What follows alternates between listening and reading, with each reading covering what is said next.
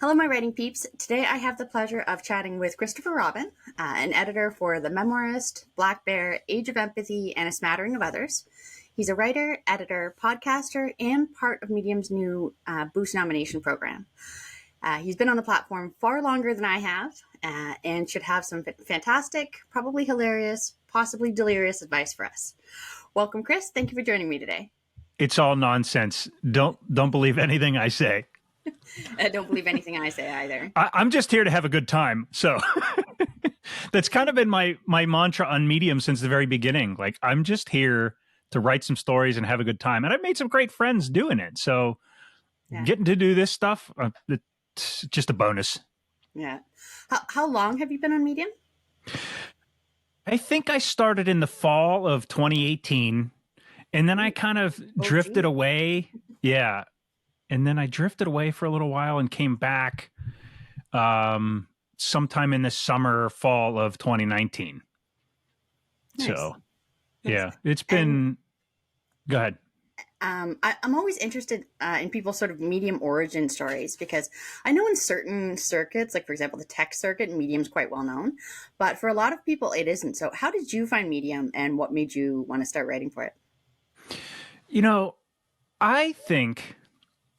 I was sober curious for a long time, and you look puzzled. What's sober curious? Sober curious is somebody who's basically an alcoholic, but they're kind of curious about what sobriety actually entails, what it's like. Oh, okay. So I think, I don't know how I came across it. Somebody told me about it, or I Google searched something and I found a link and it took me to Medium. And it was just a story about someone's very personal experience in early sobriety. And it kind of hit me hard. And I started looking into this Medium thing, and people were talking about, you can write there, there's a built-in audience, you can make a little bit of money. So it didn't take very long before I figured, well, $5 a month isn't, that's chump change. I can afford that. So that's how I got sucked in. And sucked in is the right word. Yeah, well, it's a vortex. It's crazy. It's almost an addiction itself. Mm-hmm. Mm-hmm. One of my buddies, Sean, has a funny article, and it's titled something like, you're addicted to Medium when? Yeah. I don't know if you read it, but it's so funny. It's got things like, you pray to Christina God every morning. Oh God. You get writer's block and then write about your writer's block in the publication writer's block. That's right. Yeah, that's perfect. That's what it's like. Yep. It's an addiction for sure. Yeah. And of course, the second I start recording is when my 15-year-old dog decides she wants out. Excellent. Just 1 second here.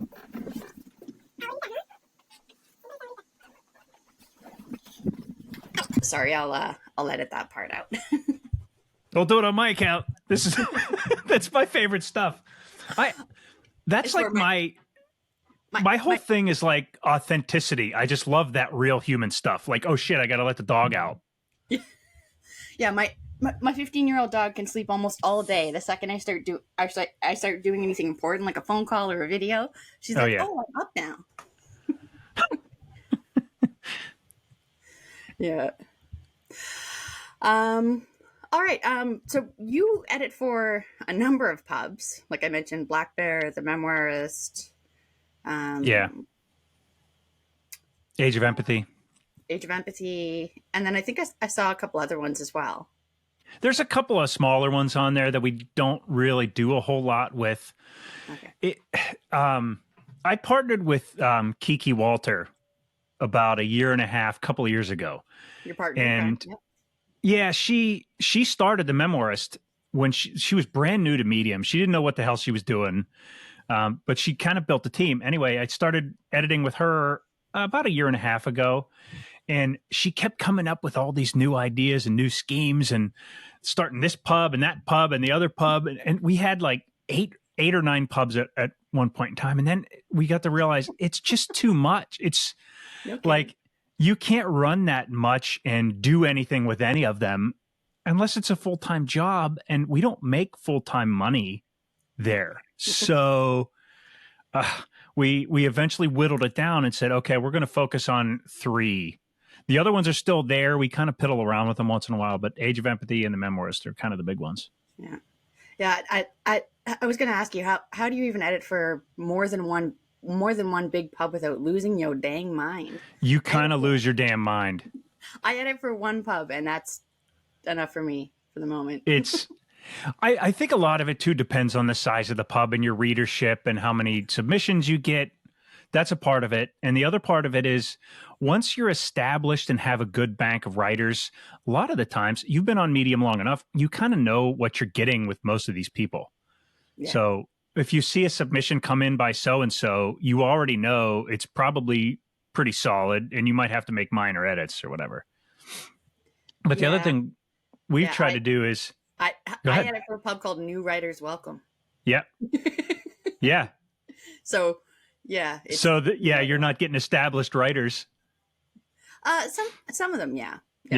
We've got our regulars, but a lot of them are new and still haven't quite figured out how to use, the title formatting, subtitle formatting, proper tags, and that sort of thing. So it's a little more hand holding some of the time.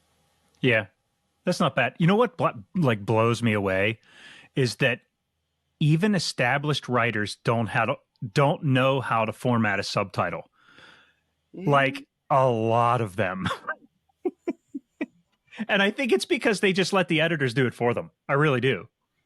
Yeah. It takes 8 seconds once you know how to do it. Yeah. What would you say are some of your biggest gripes as an editor? Things that you're like, I just wish I didn't have to do this again.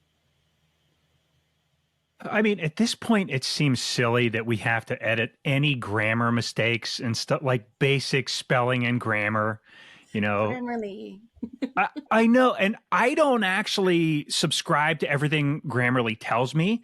No. But a tool like that that's built into your browser does a lot of the legwork for you. It's going to catch your stupid misspellings and your typos and stuff. I argue with it sometimes on comma placement and this and that, but generally speaking, it's a pretty good once-over tool to make sure you didn't do anything stupid. It's too easy not to use that thing. Yeah. Oh, yeah. Like I've been writing for close to 15 years now, and I still use it just because it's easier than going through with a fine-tooth comb and trying to see if I accidentally, wrote the THEE accidentally instead of the. Yeah. Or something like that. It can catch those, whereas I don't have to spend my eye power doing it because my eyes are getting older now. But it can have a bit of a field day with me using words like twatopotamus and it doesn't like that stuff. Yeah. Fucksicle. Well, I hope it's okay that I say bad words. Oh, yeah, if I can go for it. All right. that looked a little ominous. Oh no, I don't like censoring myself. I don't. I just think I don't know. I don't like that. Me either. Yeah, same. Okay, question. You tout yourself as the averagist, even calling yourself median man, and yet in your bio you list numerous superpowers, including the triple eyebrow raise and cat anus drawing.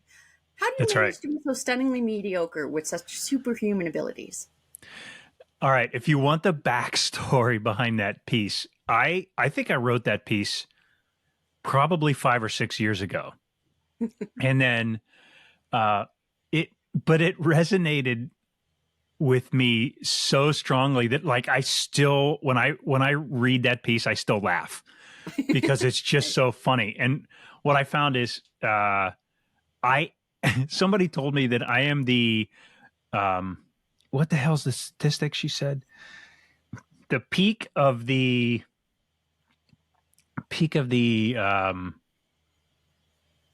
distribution curve or something like that, which means while I'm average, that means I can relate to the most people. So silver linings. Yeah, that piece came out of it. But yeah, it's all lies anyway. I can't do the triple eyebrow raise. What'd you want? I just can't do it. I'm not that talented. I can do cat anuses though. So is that more about the squiggles or the hard lines? It's a little bit of both because I learned how to do like blending and draw like fur and stuff, and then the little balloon knot starfish there for the little cat anus. Just the cutest thing. I did it originally for my friend Carlos Garbires, who's a medium writer too. He's Colombian. Nice, nice. I'd imagine that's an easily transferable skill. I mean, you could also draw human anuses, balloon knots. Oh yeah, I mean, it's universal and it's very relatable. I mean, everyone has an anus. It's amazing. Okay. Side note: I never watched Bob's Burgers. Did you? What? Bob's Burgers.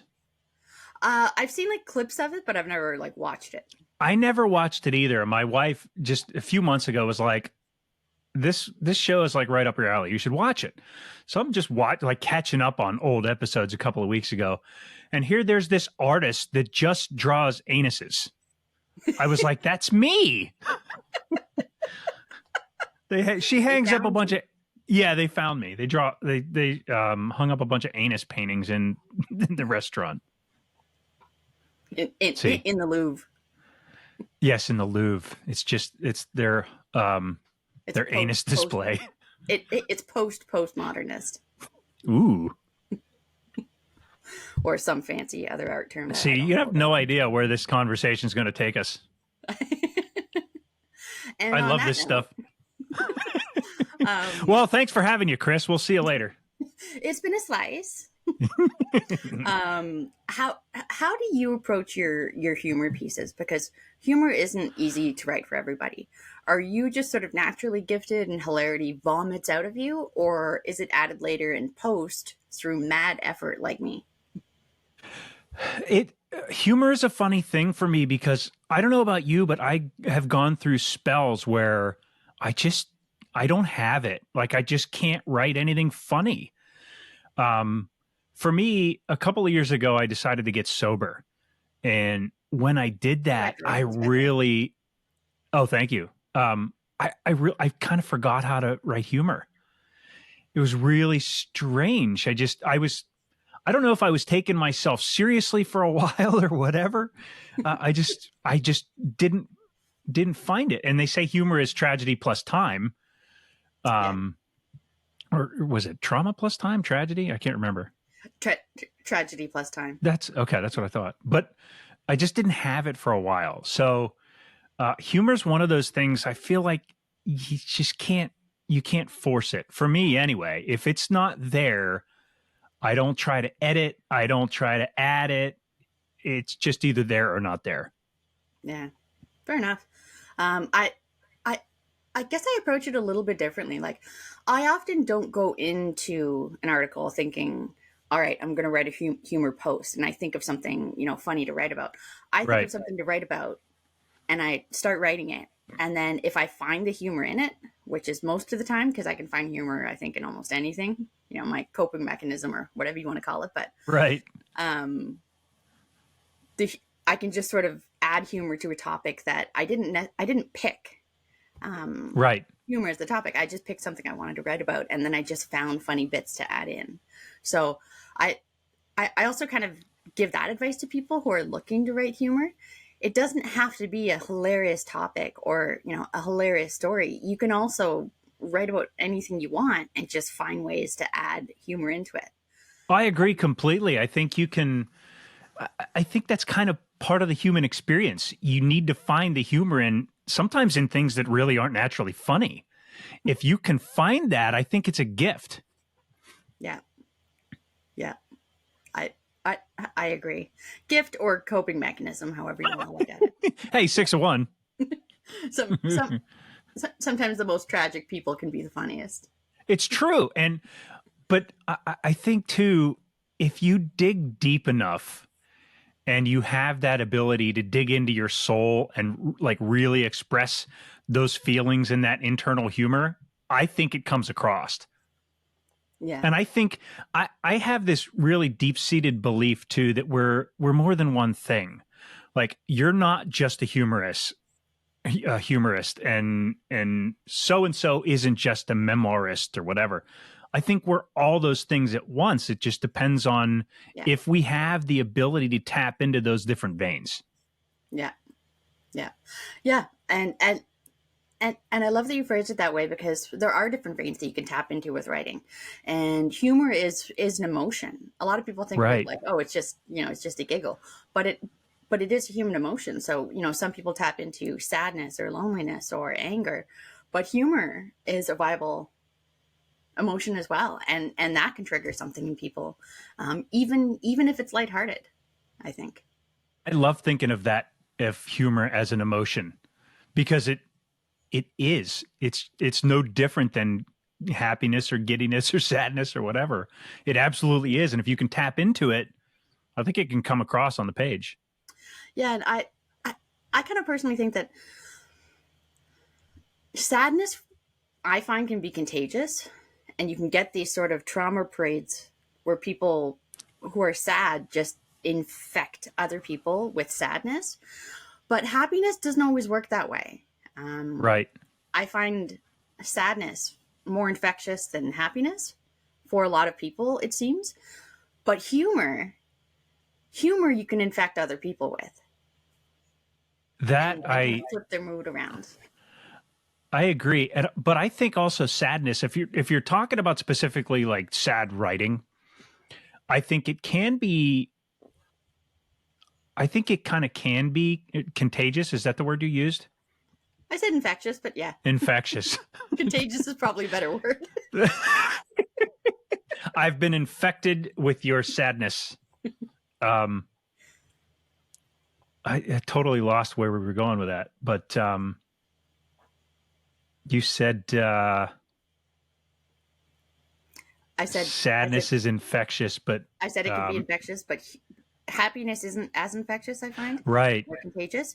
But I find humor and laughter can be contagious. You can laugh just by seeing someone else laugh. I think those are. I don't want to say they're deeper emotions, but I think when we're writing from those places, that's where you connect with the most people.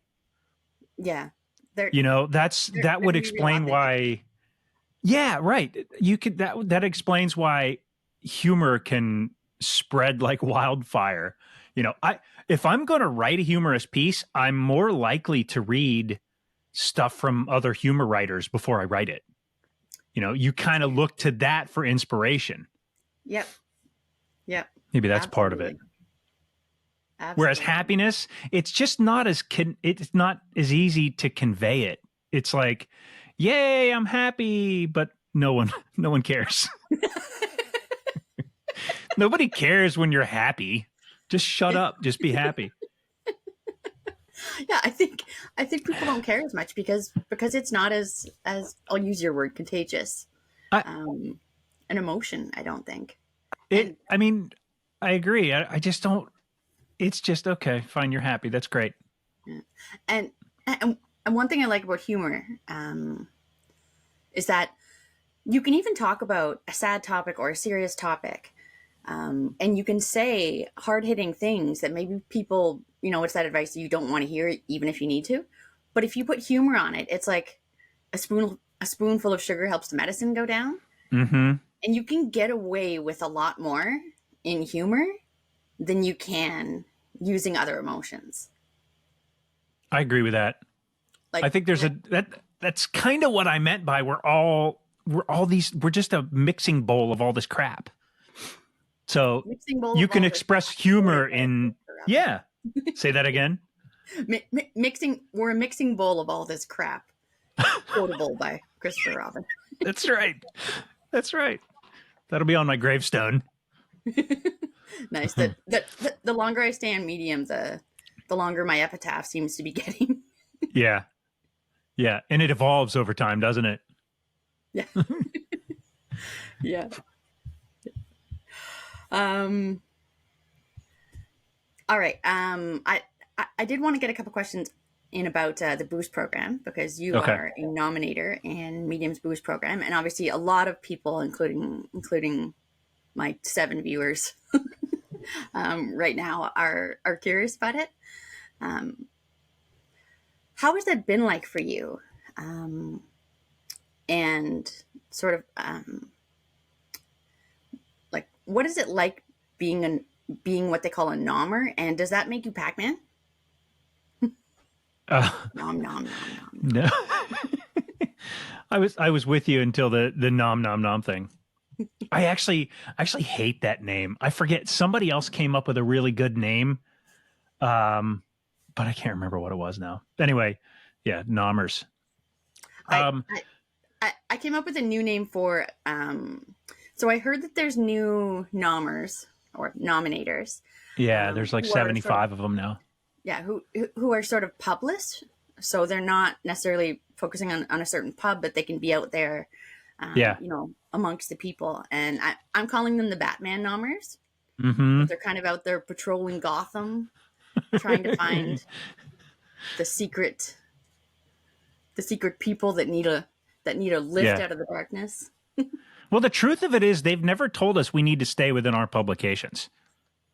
Yeah, that's true. So even though they brought me in to nominate memoirs and personal essays, I'll nominate pretty much whatever I think is good. So, I mean, generally speaking, it's a memoir or a personal essay, but once in a while I'll see a humorist piece that's essentially a humor memoir. You know, you can get away with that stuff too. You don't have to stay within your genres, but Well, you well, know, well, I was going to say personal essay or memoir. That's a pretty broad definition topic. So I think yeah, you would be able to get away with that, because that's anything with a personal touch, which is a good chunk of right. medium, I think.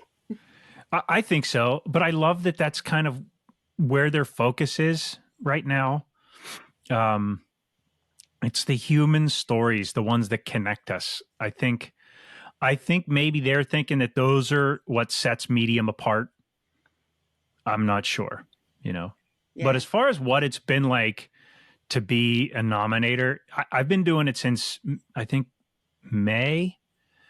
And it's funny that we're talking today because uh, it's now 5 months in. It's kind of a lot of work. It's very rewarding, but it's a lot of work Yeah. because for every story I nominate, I probably read 2 or 3 more, Yeah. And, you know. and you have to go through a whole process. Like, you have to say like why you're nominating it and like it and You stuff. have to pitch it to them. Yeah. You got to pitch the story to the curators, and that's fine. It's usually not hard if you believe in what you're nominating. Well, but still Um, time. it's more time because you have to know what the piece is about. You have to summarize and pitch. So Yeah. it's been a whole thing. And just this week, I'm like, man, I could use a break. I'll tell You know, you what. This week I'll do your nominations for you. sounds good. I'll Venmo you my money. Oh, I'll do it for free, but they're going to be real confused. Chris, why are you nominating a piece about cat anuses? Like, that's my brand. Mm, That's yeah. very on brand for me. I'll tell you what, though, it did really change my outlook on Medium because there have been times over the years where, you know, you kind of check in a little bit and then somebody pulls you back in and then you check out because you get tired of it and you're not really getting any results, blah, blah, blah. But this seems a little different. Maybe because they're just focusing on the stuff that I like to read and write. So I'm not sure. So coincidentally, Yeah. Yeah. Coincidentally, I mean, as fun as it's been, it's still a good bit of work. It still takes time. yeah, So yeah, and the very small amount of money. Well, I don't want to say small amount of money, but not massive amount of money. It's a lot of work. I would, for a not. it is, massive I amount would of call money. it meaningful, you know? Yeah, yeah, It's not life changing, Yeah. but It's it matters. yeah. Yeah. Yeah. That's the best I Um, can say. I mean, yeah, I'll stop there. okay. What is there any advice you can give to somebody who wants to be boosted? So, everybody, almost everybody, um, about common things that you see that you're like, oh, I wish they hadn't done that, or this would have been boostable if. Right. Is there any advice you could give to people about just common things that could maybe give them a little bit more of a leg up?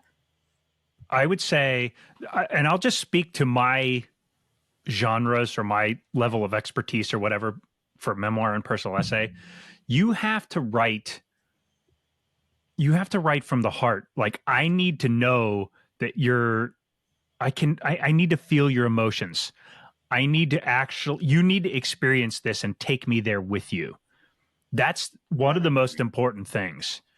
Uh, it, at the end of the day, I really just I want you to tell me a good story.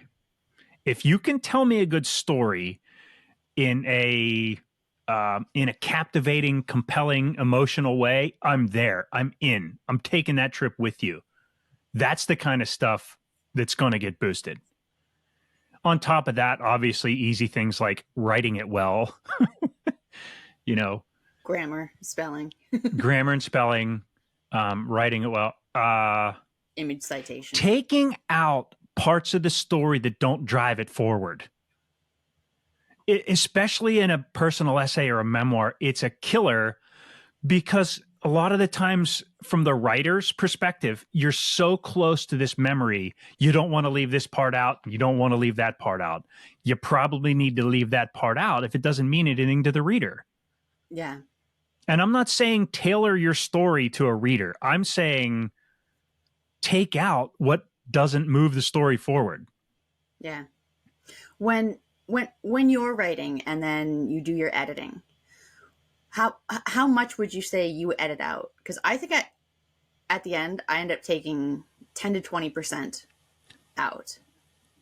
At least and I'll be honest, I'm terrible at editing my own stuff. I'm horrible We all are. Yeah. because we're just too close to it. That's the thing. So I usually get one of the editors. I say, "Can you read this for me?" And they'll say, "You got to take this out, that out, that out, that out." And I'm like, I don't want to, but if you say so, you know." So I would bet it's 20%. Yeah. But I think after a while too, you start to see it through those editors' eyes, and you can disconnect yourself from it a little bit and Yeah, start to edit that a you can little put bit yourself in yourself. their shoes. Like, what is this Yeah, editor going to take out? yeah. Yeah. Yeah, you know Okay. what? I wanted to say this. What I've found, as much as anything else, for rejections is titles. If the title doesn't match exactly what happens in the piece, the curators are going to kick it back. Oh, okay. Do you have an example that you could have Let me or throw make some up? shit. Um, What was the latest one? You'll have to edit this out, but I can look this up oh, if I have to edit it out, don't worry. because I had an I'll have to. exchange. I had an exchange with the curators about something. Damn it! I'll bet if And so I for anyone watching who isn't familiar with the process, the way that it works is Boost nominators, they get 20 nominations per month, and then they submit those to Medium's team of curators, and they have to approve the boost. So not everything they nominate necessarily goes forward. There's only a percentage. I think I've heard from some of my other nominator friends that they're generally around 75-80% after a couple of months in the program. I don't know what you're at, but I I don't want to brag, but I'm yeah, at like brag. 95%. Damn. Yeah. I'm not sure why. I mean, it helps me that the Memoirist was already well established. And then I've made some really good writer friends over the last couple of years. So a lot of the times the stories kind of find me. I'm seeking them out. I was seeking them out before. So I already knew what makes me feel the right things usually makes the curators feel the right things and everybody else. So Yeah. it, Well, and I think maybe because your passion and your boost category is memoirs and personal essays, I think that might lend itself a little bit to a higher success rate, because it has that element of, originality and those personal stories that the boost team is looking for. Whereas if you nominate for a niche like technology or humor or or fiction. poetry, fiction, you don't necessarily have quite such clear guidelines, maybe. That's exactly right. And I've often said I kind of feel bad for those people that are nominating those stories because they're so subjective. Yeah. Memoirs and personal essays a little bit less so. I mean, you can relate to the people telling those stories, so it becomes a little bit easier. But if you're reading a piece of fiction or a poem, that's so fucking subjective. Who knows Yeah. what you're going to get? Yeah. Yeah. I couldn't imagine, especially fiction and poetry, because yeah, what's one person's cup of tea would Right. be just absolutely horrible for somebody else. Yeah. It's hard. and and, I and humor, I can't even fathom trying to be a humor nominator, because I think that has to be one of the most subjective, but not just subjective. Like, people have such different senses of humor. right. Right. And humor is sometimes hard to convey in a piece of writing. It's a very, like, you're using, it's much like poetry that way. Like, you're using a very specific word in a very specific way to make something funny. Yeah. And not everybody's going to read it that way. That's difficult. Yep. So those people have their work cut out for them. Yeah. Yeah. But I do love that Medium has been focusing on humor and fiction and poetry, especially recently. Yeah. Um, Fiction and poetry have haven't really gotten the attention they deserve all the time on the platform. So I'm really happy that they're focusing on that. I'm really glad that I don't have to nominate them, because I wouldn't know anything about it. I couldn't write Yep. fiction if you paid me. So No. No, I've actually dabbled and I just it doesn't make any sense in my little pea brain. Like I can't put myself in the shoes of a character. You know, who knows who knows how that'll be down the road, but right now I can't do it. yeah, it's hard. It's really hard. Like I think some people might think like, oh, fiction's easy because you're making it up. But that's the hard part. Making it up in a way that's believable and really outlines characters that don't exist. Right. Yeah, and you have to figure out a way to connect all the story points and make it relatable and it's just too much for me to I can't. Yeah. Yeah. Um all right. What advice would you give to somebody who is either brand new to Medium or new-ish and looking to grow and make a home for themselves and become involved in the community and get new readers?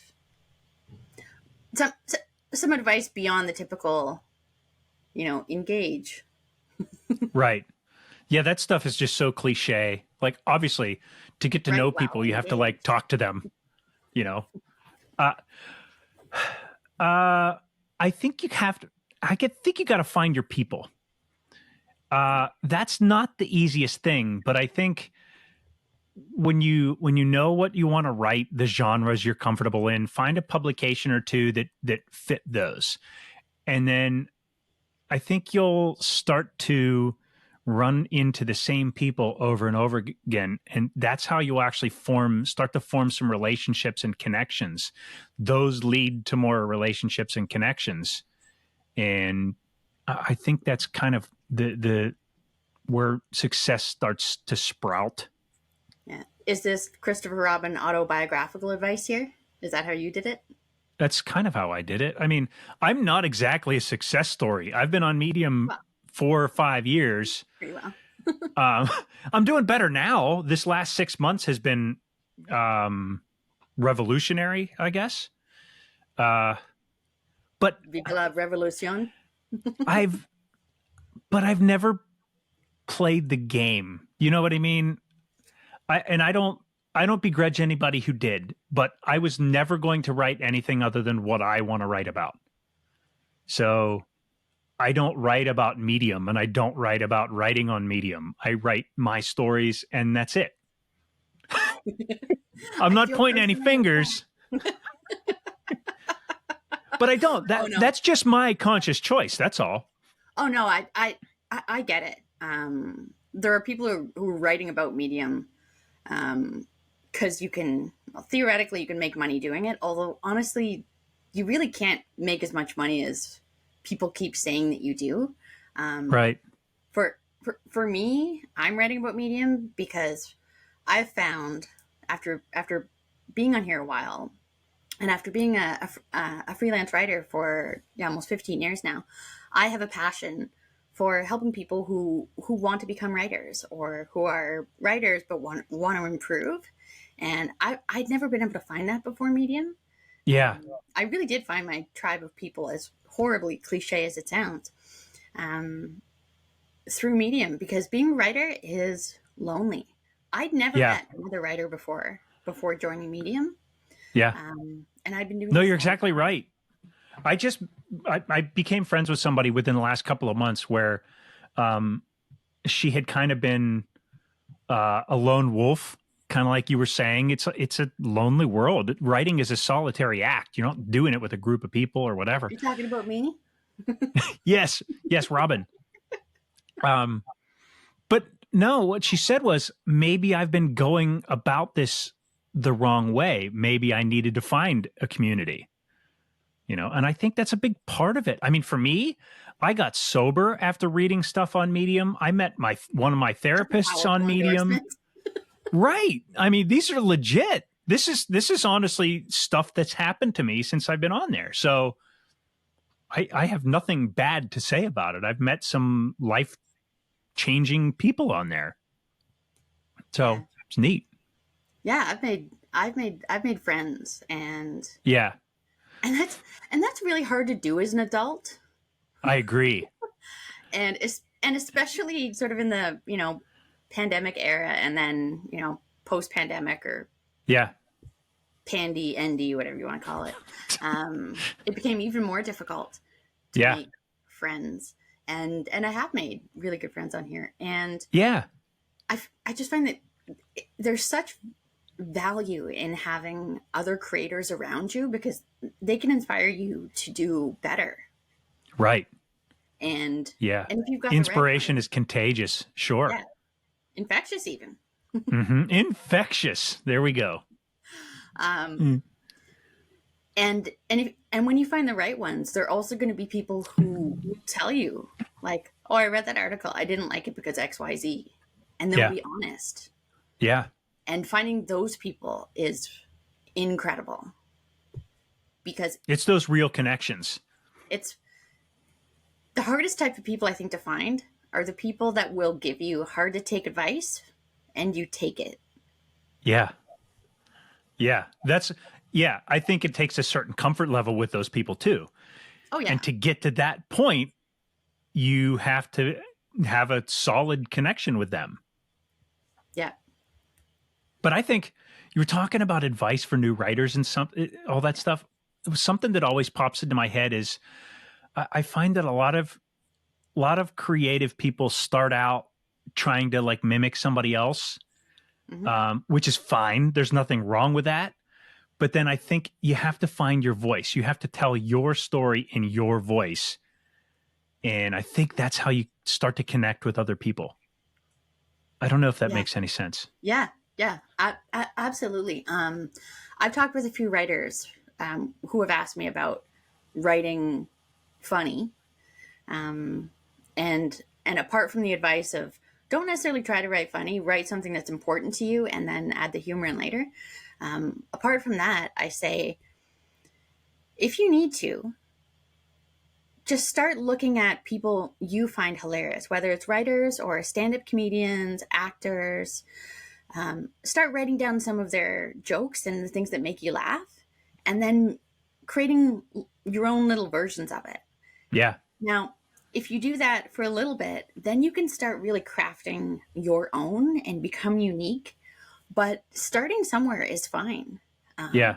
And I read that in a book. I think it was one by John Cleese. And Okay. and he said don't be afraid to start off imitating other people and then branch out and create your own.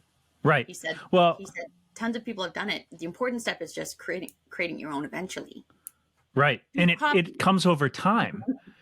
Because just a few months ago, I wrote a story about it. It did pretty well on Medium, actually. But I was reading Rick Rubin's book. I think it's called The Creative Act. Okay. Rick Rubin is a music producer. He was real big. He produced like the Beastie Boys and a whole bunch of really famous acts in the 80s and 90s. So anyway. Famous in our generation, yeah. yeah, right. Yeah, the old folks. But he said the book was phenomenal. And he just kept talking about things like you need to keep your eyes open for the things that the universe presents to you. And sometimes they come to you through opening your eyes to other people's work. And one of the things that does happen, even if you try to mimic someone, you can't do anything exactly like them. You're going to put your own spin on it. It's only natural that you put your own spin on it. That's how you start to come up with your own voice. Yeah. Oh yeah. I agree. I definitely agree. I get a kickback for any of Rick Rubin's books we sell too. I'll put an affiliate link in the description. That's perfect. Well done. Have you ever used affiliate links? No. Have you? No, but I signed up for an account because I was going to write an article about it. I was just going to start putting in affiliate links every once in a while. And because I wanted to write an article about it because they kind of get like a bad name in the industry. But I actually don't look at it that way if you use them right. Because for me, it's just like recommending a product you use to a friend. Right. You know, you buy the Scrub Daddy from the infomercial and you're like, wow, the Scrub Daddy is amazing. And then you recommend it. It sure is. You're going to have a Scrub Daddy ad on your YouTube channel. Yeah, I'm not monetized and won't be for a very long time, if ever. But so it's just kind of like making a recommendation to a friend. Like I've got a story that I think I might use my first affiliate link on. I bought a period pain simulator machine. Yeah. Interesting. Yeah. And I'm going to write a story about it. So I've got something called endometriosis. Okay.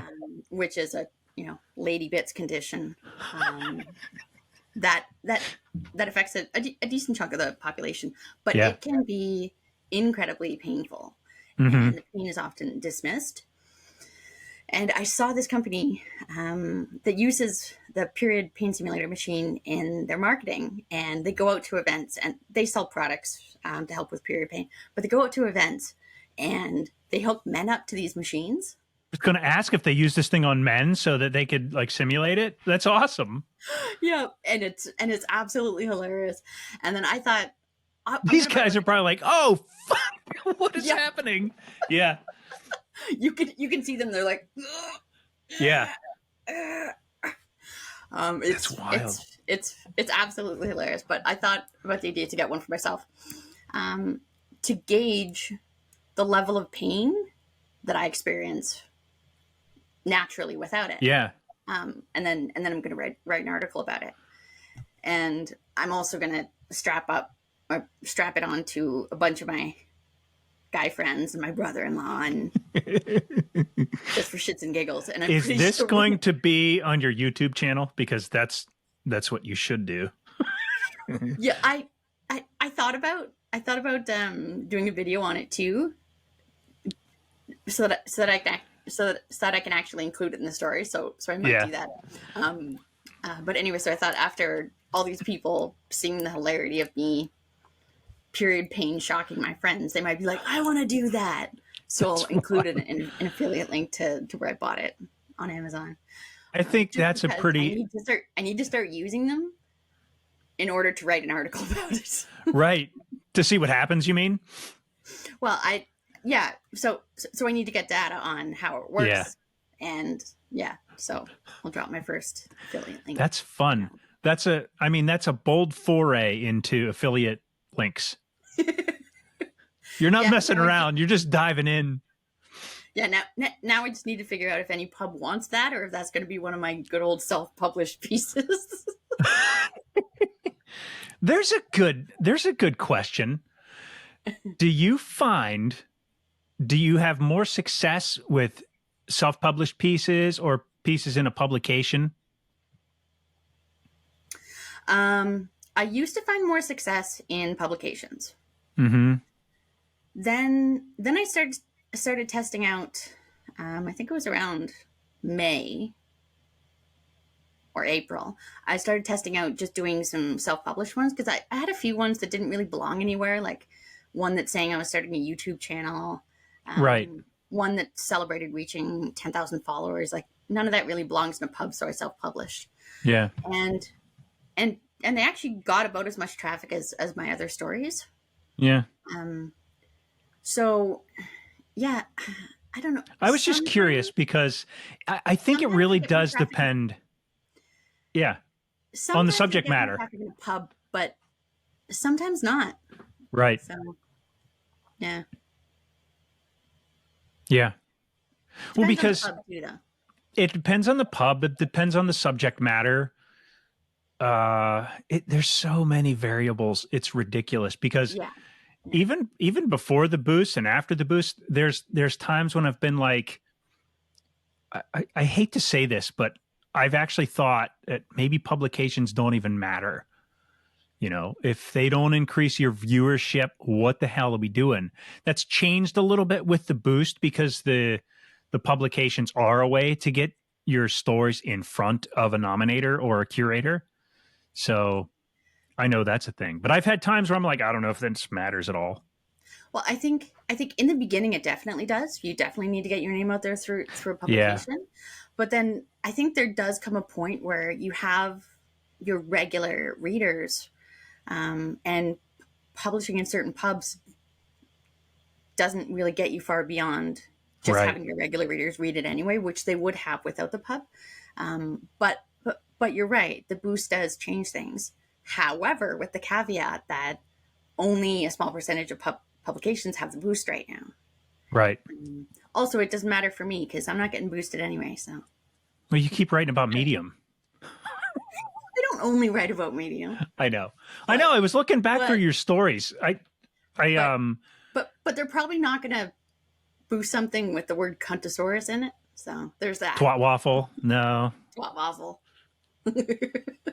I don't care. I won't change. I know of a couple pubs that are boosting humor, but like we talked about already, I think it's hard. I think it's so subjective and weird. Yeah, the type of humor that seems to be getting boosted isn't the type of humor that I write. Right. So it's so hard. Humor in particular is hard. Yeah, and where else do you write other than Medium, if you don't mind me asking? I switched. Now I'm interviewing you. I don't really write anywhere else public. I just write for clients. Oh, okay. So it's all client work aside from Medium. Okay.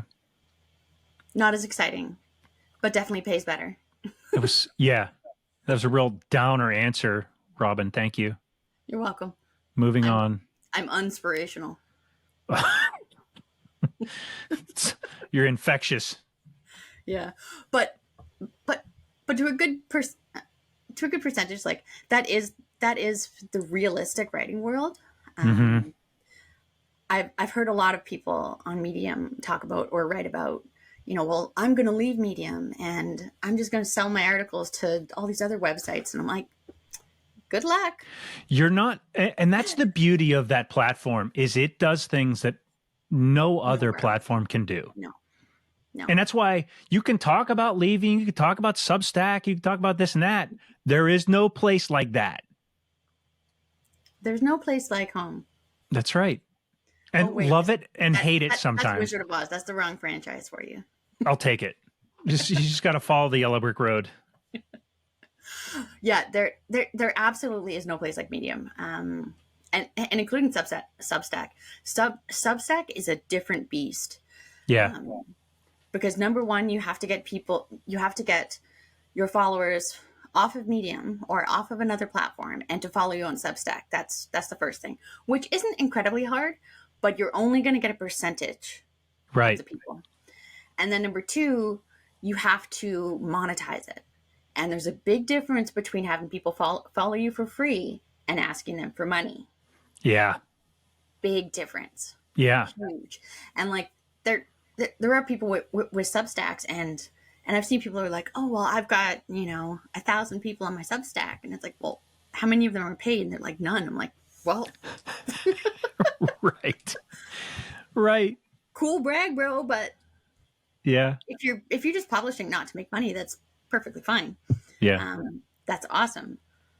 But if you're talking about earning money as a writer, you can't compare really any other platform to Medium because there isn't another one. And there's always people trying, like, oh, I tried Vocal, I tried this. And yet they all come back to Medium. If there was a better competitor, we'd be there. Yeah. Yeah, we would be there. But to me, it's just always been about the stories and the writing and the place where I can share my stories. That's kind of what it's about for me. Well, I'll invite you to my new competitor platform I'm going to start. It's perfect. It's going to be called Not Large. Not large. Wait, didn't you write a Medium article about this? It was part of my wildly unofficial Medium merch. Yes, that's the one. Yeah, I saw it. With the t-shirt that said Not Large. I actually made that as a joke. Like well before that article. We were bouncing some things back and forth in the Discord, and I just opened up a black t-shirt and I put Not Large on it because I downloaded the Medium font. Actually, my buddy Gareth sent it to me. I also saw the handy shot glass you had, and highlighters. Oh, perfect. Yeah. Yeah. There was the different color red highlighters. There's the ARG. There's the for fuck's sake. Ooh, good one. Did it have the apostrophe? That's important. I have very carefully stayed away from debates about apostrophes and Oxford commas. It's a slippery slope. I have never seen such a fervent community as the Oxford comma debate people. That's right. I used to get in arguments about it all the time, and now I really just don't care. Yeah. I'm like, guys, it doesn't matter. And they're like, I will fight you to the death on this. And I'm like, I'll die on this hill. Have fun with your duel at dawn, but does it really matter? Right. Yeah. It's funny. All right. I've already taken up almost an hour of your time, and you've probably got your crotch goblins coming home soon. Ugh. So just because I have to tell you this part of the story, like this has been a weird week because my wife started this job in like March or April or whatever. And now all of a sudden she's traveling a lot, and she's been in New Jersey since Sunday afternoon or something. And so my kids are 7 and 10, and they have karate, they've got field hockey, they've got school events, they've got all this bullshit. And like today, I was like, I can't do this anymore. And I just want to send out my love for every single parent out there that's trying this on their own. Like, this is fucking hard. And I'm glad I don't have to do it all the time. Yeah, well, I'm continuously glad that I didn't make that horrible life choice. Yeah. It looks exhausting. It's exhausting. Yeah. I'm glad I did. But if somebody had told me what it would have been like, if somebody could have like wrote an article and said, this is what parenting is actually like. They can't tell you, or nobody would do it. That's exactly right. I wouldn't have done it. It's the same reason why they have to make kids so cute. Yeah, that's right. If they weren't that cute, you wouldn't put up with that crap. If they were ugly little crotch goblins, as you so eloquently put it. I can call them sex trophies if you prefer. Oh my God. My 10-year-old just this morning, she was like, Dad, how are babies made? I was like, well, eggs and this and that. And, my wife's not here. I'm handling this on my own at 8:00 in the morning. I'm like, let's just not, let's not go down this road today. Well, I think it was a cruel joke of fate that children are the most alert and active in the morning when most of us adults feel utterly exhausted. Mm-hmm. Yeah. Or not exhausted, but not woken up yet.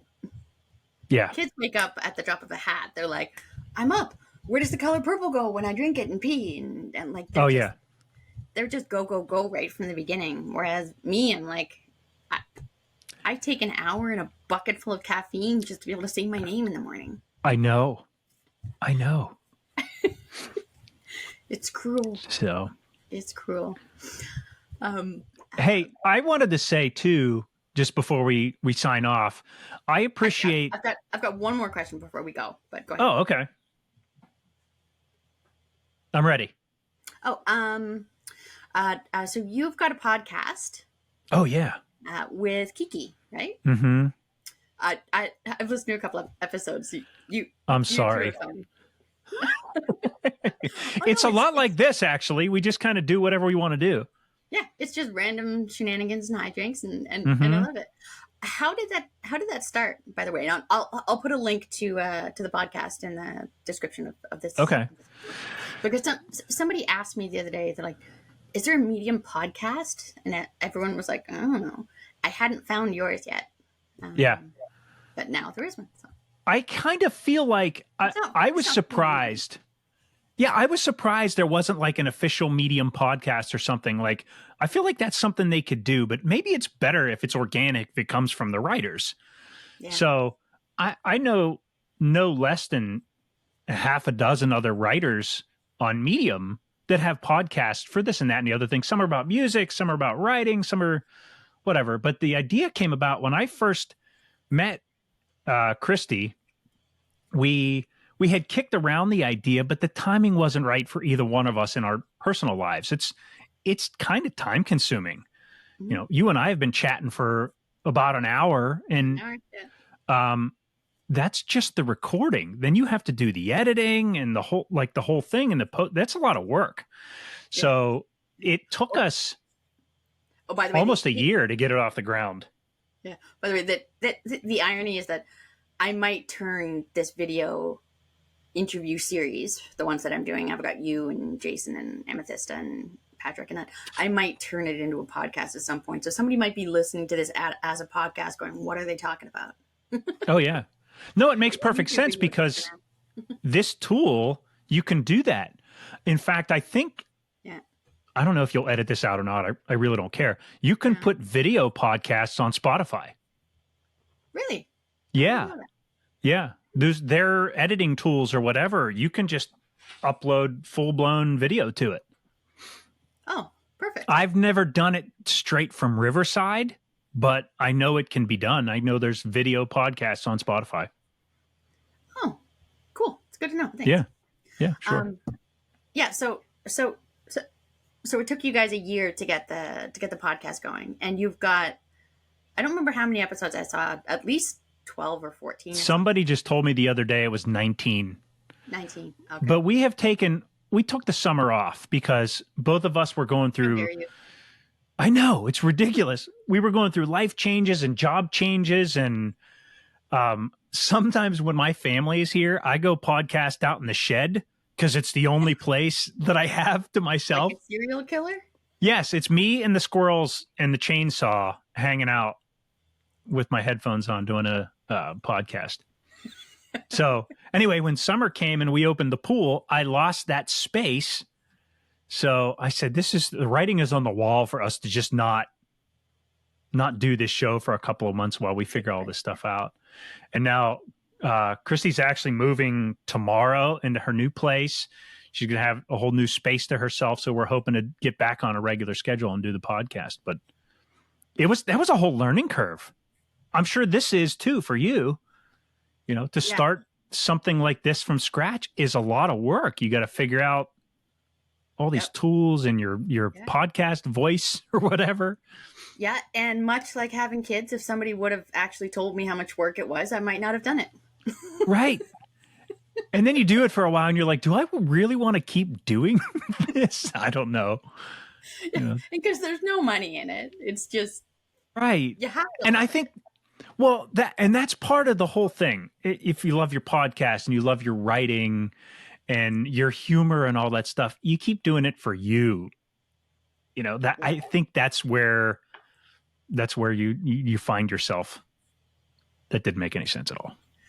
Oh yeah, no, I completely agree. I always say that if I was on Medium for the money, I wouldn't be on Medium. Right. Yeah, you're there to write and tell your story. That's it. Like it pays almost nothing compared to what I could get from clients. You know what's astonishing too? But it's so much fun. I love it. And I look at Medium as like my dessert. Dessert writing. I get to have so much fun doing it. And if I make a few dollars a month, that's fantastic. Mm-hmm. Yep. When I started out, I was happy if I could just make my $5 a month back. A lot of people are. Yeah. Yeah. Yep. That's it. Yeah. Yeah. And then I got sucked in, addicted to Medium, like you mentioned earlier. And I'm even one of those people who writes about writing on Medium. It's a thing. I didn't mean for that to sound shitty. Oh no, it doesn't bother me at all. Because I only write the super important things, like really, really important lists of things. Yeah. Like lists of publications. Lists they're critical for the meaningful writing. Meaningful environment. But that's the other thing. You always find a way to put humor in your stories too. But I was saying, yeah, right. I like, this is just from me personally, because I watched a couple of your episodes just to see kind of what your vibe was here. And see if I'm going to trick you with questions or. No, I don't care about that. I don't even care if I look like an idiot. That doesn't bother me at all.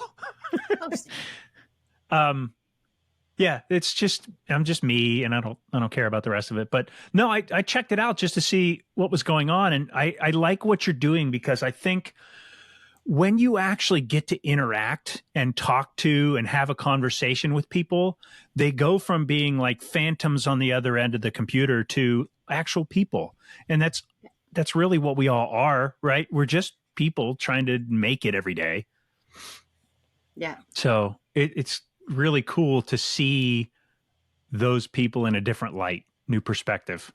Yeah. And you've had people as guests on your podcast before, which is cool. Yeah. So bunch of writers.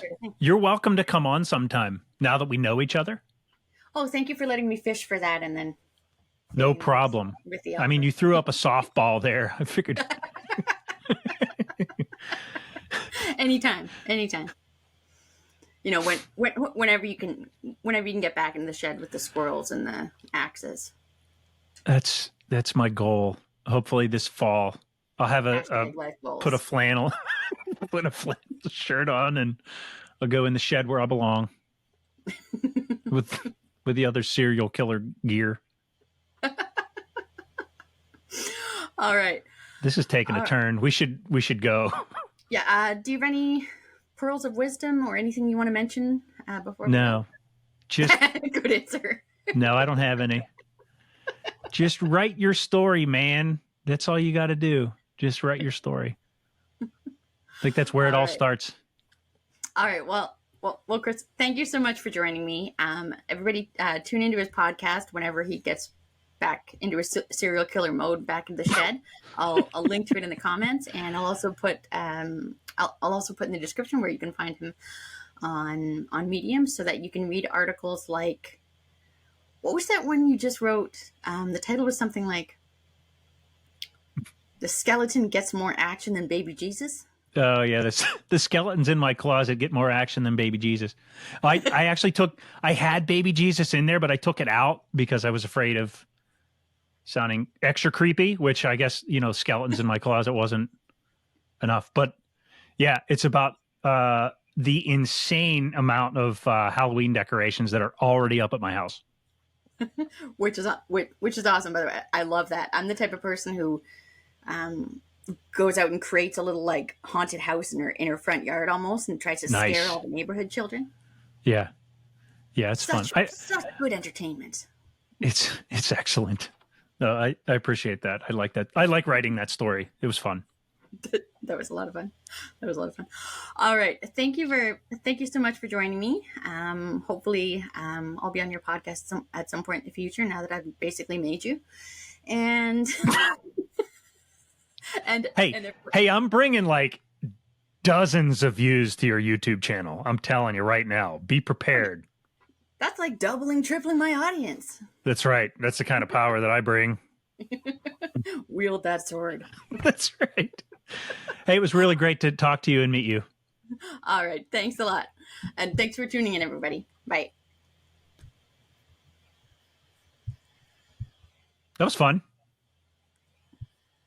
Yeah, that was fun.